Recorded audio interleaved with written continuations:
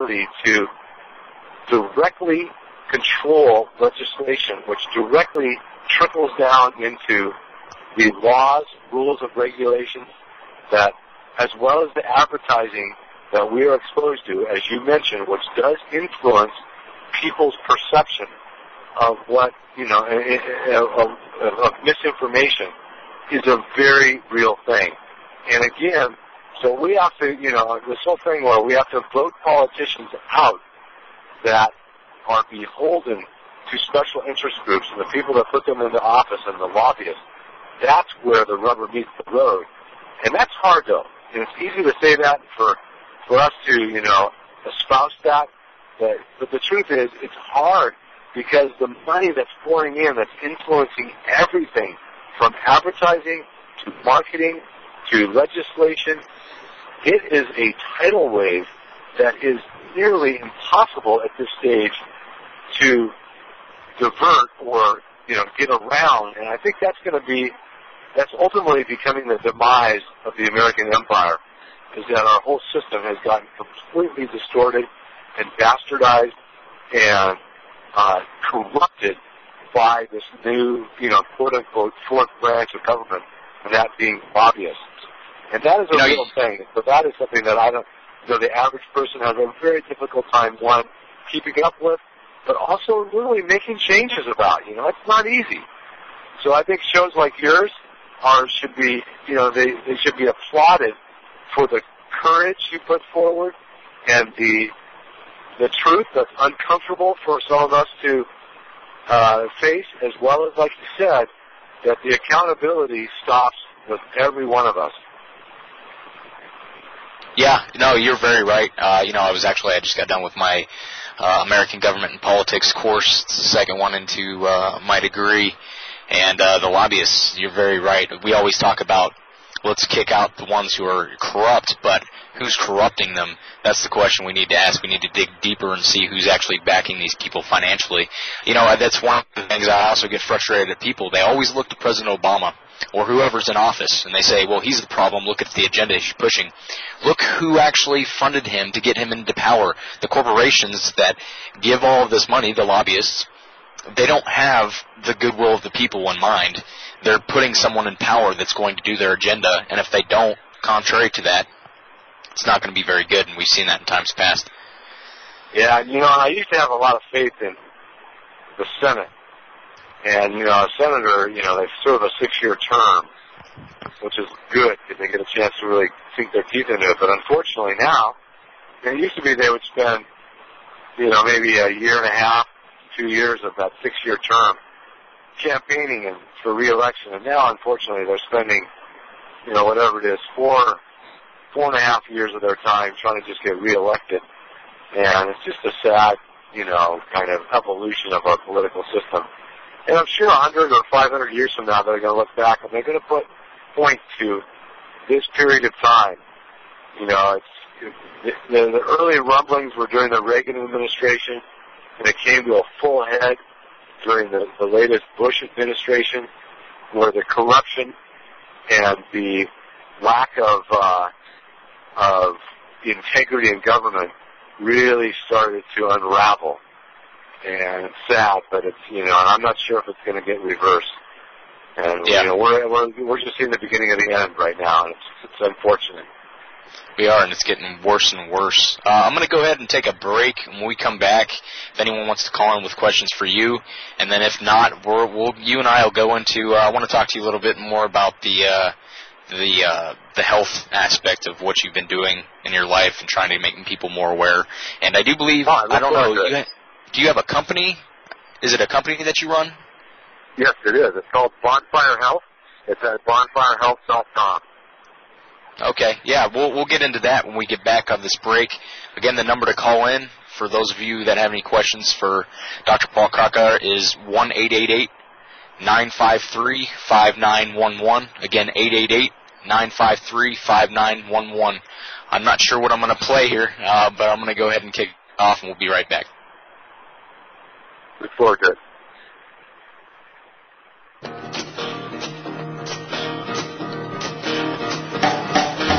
Baby, buy me a drink 'cause I'm all out of money.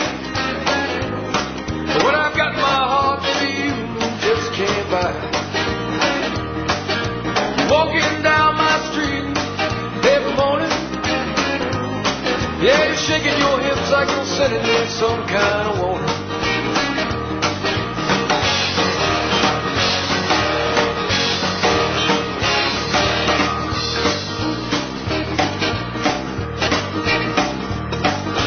Heard you got a little bit of money and a bad attitude.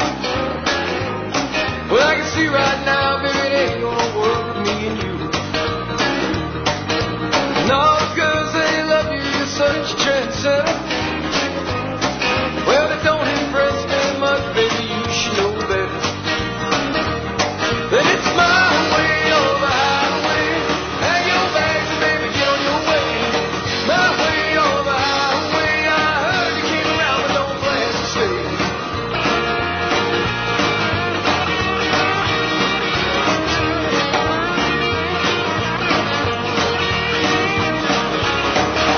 My way or the highway. Hang your bags, baby, get on your way. My way or the highway. I heard you came around but don't plan to stay.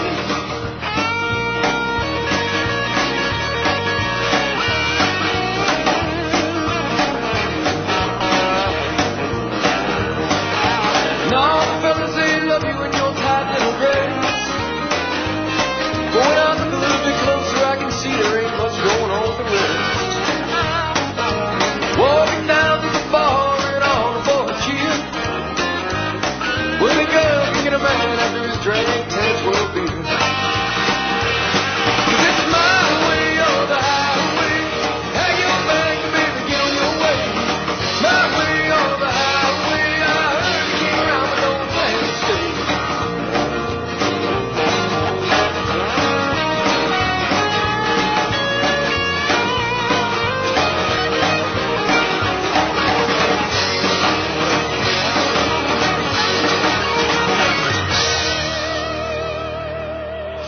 All right, we are back. Again, this is the INF 11B38 show. I'm your host, Justin Brown. We're here with Dr. Paul Kratka. And we were talking about not so much governmental corruption, but essentially how it happens. I like that, how you talked about essentially the fourth branch of government we have. That's definitely a new thought on things. And I like to put things in perspective. I don't like those people like Alex Jones and those that try to fearmonger too much, because there is a realization that we do have a problem, but it's also not as bad as a lot of them make it seem. While at the same time, there is a great sense of urgency that we need to be looking at and getting our country even to a forceful, even keel to start, getting this country back to the foundational values that many of us, well, no one today has even seen. So we'll see how it goes. You still with us? I am. I'm right here. All right. So before the break, we talked about your health company, and tell us a little bit about that. Well, I partnered with two other doctors, Dr. Stephen Franson out of Boston and Dr. Bruce Wong out of Honolulu. And the three of us have a combined 54 years of clinical experience teaching people how to be healthy. And we've had to master two things. One, the information, because there's a lot of conflicting information about how to be healthy. And then also we had to master how to help people make change.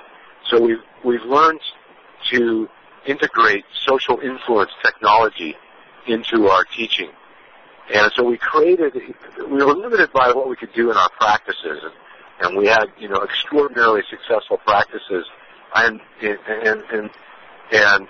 But we got limited by just the walls of the practice, so we decided to go out and create an online experience. And it's at onfirehealth.com, and it's a free program where you go on. And what it is that we've identified the best practices and vital behaviors within the domains of eating, moving, and thinking to make it easy for people to get healthier. And in essence, what it comes down to is that genetically, the human genome was stamped into existence about 50,000 years ago, and it hasn't changed since then. And we know, just like getting a set of blueprints to build a house, if someone gives you a set of blueprints, you can build that house with any kind of material.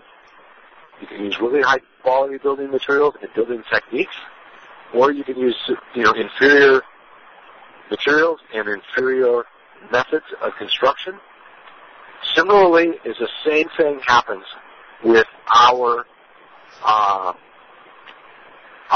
health and the lifestyle choices that we choose is all based on understanding what the human physiology needs to be healthy, and we've identified that. And in essence, I can give this, kind of a thumbnail sketch, but I really encourage people to, just go poke around our website. We have a wellness lifestyle score survey you can take to get an identity of how, where your lifestyle falls. But in essence, what it is that human beings, we're supposed to eat a very, very traditional diet that our genetic ancestors ate, which was fruits and vegetables, nuts and seeds, and small animals. And two of the main food groups that people derive their calories from today, being grains and dairy, didn't even exist when our genes were formed. And that is a profound, significant element when it comes to how we eat in particular. The other thing is we need to be moving. We need to move all the time. Movement isn't just something to stay in shape or lose weight, although it certainly can prove effective for that. But what we really need to do is move all the time to be healthy. Now, obviously, we can't do that. We live in a culture where we have to sit, drive, and sit at desks and all this stuff. So what we have to do is integrate efficient strategies into our lifestyle where we do very intensive movements. Now, most people go into the gym and they work out on machines that work their muscles, and we want to take that to the next level. Instead of training muscles, we train movements in what is called functional training. And then the last aspect is learning how to manage and cope with the stressors in our life that fall into the emotional or mental area. And we've addressed that in our program.